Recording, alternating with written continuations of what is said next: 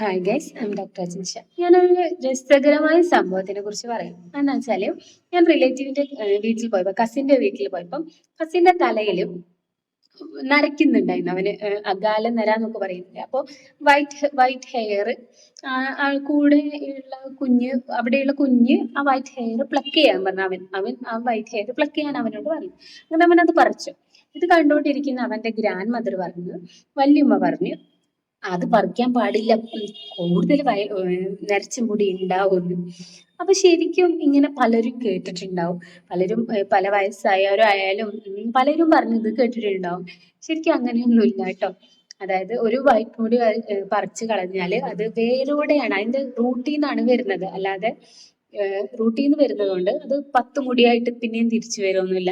അങ്ങനെയാണെങ്കിൽ നിങ്ങളൊന്ന് ചിന്തിച്ച് നോക്കിയേ, ഒരു കറുത്ത മുടി പറിച്ചു കളഞ്ഞാല് 10-20 കറുത്ത മുടി വരണ്ടേ, ബ്ലാക്ക് ഹെയർസ് വരണ്ടേ? ഇത് ഇങ്ങനത്തെ ഒരു ഇൻസിഡന്റ് ഉണ്ടായപ്പം നിങ്ങളോടും കൂടി ഒന്ന് ഷെയർ ചെയ്യണം തോന്നി. അതാണ് വീഡിയോ ആയിട്ട് ഇടാന്ന് വിചാരിച്ചത്.